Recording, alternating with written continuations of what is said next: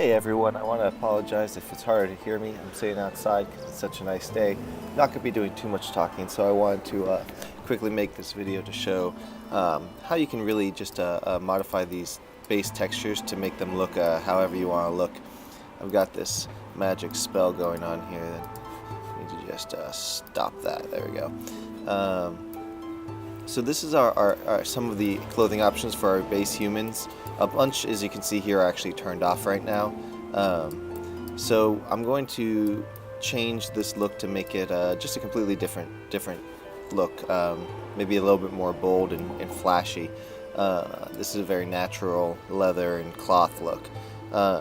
So let's go ahead and start. I'm going to go through maybe one or two, and then I'm going to speed up the video as I do the rest so you can see the process at the beginning, and then maybe some of the end result at the end until my laptop battery runs out. So let's start with these trousers here. Both the male and the female have the same body parts and the same clothing parts. They actually have different meshes so that the size of things will fit the female differently than the male, but the textures are all the same. So if we select our female here and find the trousers, you'll notice that our trousers use this procedural material. So trousers, if you look at any of these, there's a whole bunch of options. You can use custom textures. So if you have another texture, a leather or a metal, you can add those features here. Click the custom checkbox right here, and then you can still edit it post custom, but you can change the material out completely. We're not going to be doing that, I don't think, for any of these for simplicity's sake, and just because there's so much we can already do. So I'm going to make these a little brighter and bring the lightness up. You may notice that it takes a little minute to get this started. Once it starts, it usually is faster to slide through. It really depends on your system, and currently I'm not even plugged in, so my Apple graphics card is probably underclocked at the moment. Alright, so that's a white look. I like that. There's still enough definition. So I'm gonna there's not too much more I can do to that. I mean, I could change these other things. We'll get to the other ones, some other stuff. There's the ground dirt. If I wanted to bring up the dirt here, let's see.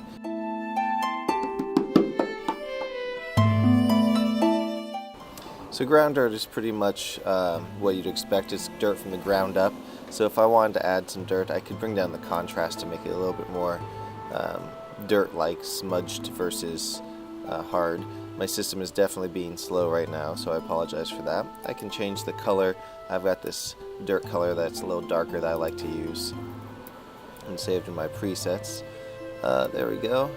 And I'm going to bring it down just a smidgen as well there, and bring the roughness up as well. That should have been up by default, but I guess it wasn't. So always check that, because I don't want the dirt to be reflective. So it's just a little bit of dirt on the white pants. She's obviously been traveling around. You can do the same ceiling dirt, that's from top down. Surface dirt, this is just, we'll just bring it up a little bit so you can see. It's dirt from the middle forward. Looks like it's doing mostly the crotch first. Let's see, yeah, it's going out from the inside. You can get a nice look, like if we want to just bring that, and then you could bring this down a little bit and bring the opacity of the dirt down so it's a little less apparent. Bring that color over, opacity back. Okay, there we go. So now it's just a little dirty as well. There's some surface dirt. Directional blood is really directional dirt. You can choose the direction and add some dirt. So if you want to add blood from one side or something like that, you could do that. If you add metal, you could do metal damage, and leather damage if you have leather. I'm not going to touch any of those or any of these. So I like this. This is a good look for the trousers. It looks the same on the male. And so I'm going to save this. To save this, you want to make sure you have one of these selected, and then make sure generate all outputs is checked. That's very important. Go up here to the top right corner and choose export bitmaps. On your system, choose something. I'm going to make it an equipment alt section, and I'm going to new folder for the trousers. And then just hit the return to save that. It doesn't take more than a brief minute, and by a minute I mean seconds. There we go. And now you'll find in that folder, Equipment Adult Trousers, all the maps here. So you got the albedo opacity, which has the opacity in the alpha channel, the ambient occlusion, the height map, metallic and roughness. That's just the metallic. The metallic roughness has the roughness in the alpha channel of the map, and the normal map and the roughness. Now we don't need all of these, so you can actually delete the roughness, metallic, height, and albedo. Reason being, the albedo opacity is the one to use just in case we have any materials that have some opacity in it. The alpha channel requires that for Unity when you put it into this map up here. The height we're not going to use for clothing, and for the metallic and the roughness, we have the combined metallic roughness, where the roughness is actually inverted in the alpha channel of this map. So when you bring in the metallic node up here, Unity recognizes. So we're just going to move those to trash because each one of these is actually 16.8 megabytes, and it can take up a hefty chunk on your disk space.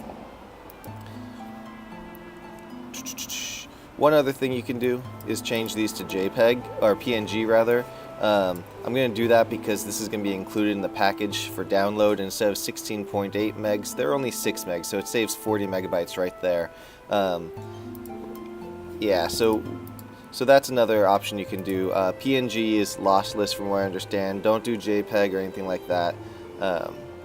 And you should be all set in that regard. So once you have that, you can import them into your scene, create a new material, and drag those to populate the material, and you can use that as the standard shader. That's pretty straightforward. If you have any questions about any of this, please talk to me on the forums. It's very helpful for me because I can get the feedback from you guys, and also you guys can get assistance. So now let's do these boots. I love these boots, and the boots have more options. These are just the bare boots, and we're going to start with that, but I wanted to show that there's also, what do we got here? Let me close these real quick. Alright, so there's the boots are there, but we also have a few more things. We have the boot flaps. We can activate those. It just adds those flaps to the boots, changes them a lot actually. And then we also have the shin balds and the sabatons. And so the shin balds are the shin guards, and the sabatons is the top guard right there. So you can turn those on or off depending on what kind of look you're going for. So I'm gonna leave those up there so we can see both sides at once, and we'll leave the flaps on the right side but not the left side. So let's turn off the boot flaps left so we can see some of the various looks you can get from the boots. All of these share the same material, so all you have to go is find the boots here, and you can see on there they've got everything there. And just like the other ones, you can do custom materials. So if you have a different metal you want to use on the shin balds or the sabatons, you can do that. Different leather. Otherwise, you can just use the sliders to change everything. So we're going to start that with the boot itself.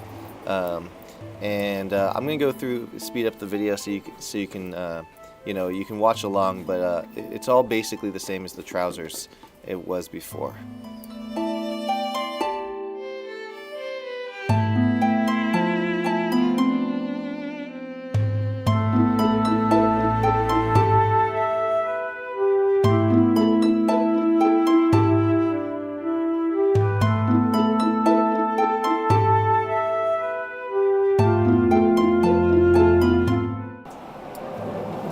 Alright, so now I like these shoes here. I could do the soles. I'm going to add some ground dirt again. Again, we'll raise the roughness, choose the same dirt color as before, and raise that height and bring down the contrast, and let's see what that looks like.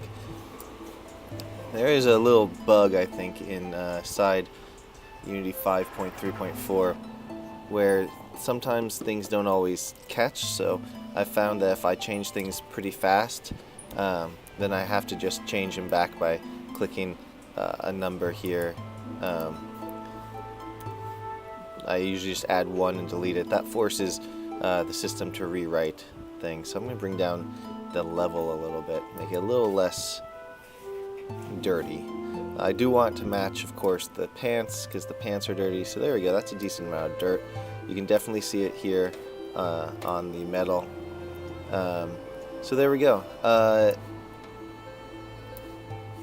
there we go. I'm going to do a blue, white, and gold look for this whole setup. So I'm going to go ahead and export these as well.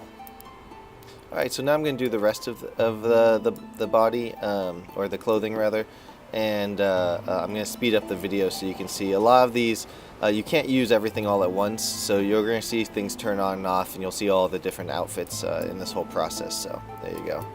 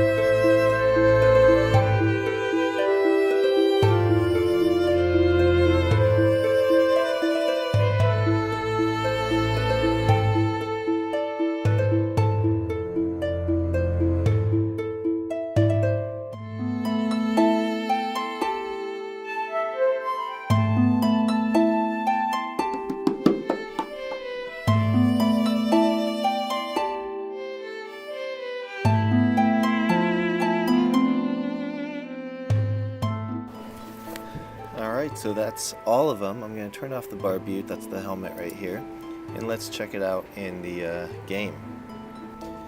Here we go. So this is the demo scene I've been working on. We now have a completely different look than the previous one. It's the gold, blue, and white look. If we turn on, we can turn the barbute, you can see that on them as well. There were a couple bugs I found while doing this, so like this dagger was not set up properly, so I've got to redo that and a couple other things, but for the most part this is what you're gonna find, and you can turn on all the different parts, and just to see what it'll look like. And I'm almost out of batteries. That worked out pretty decent.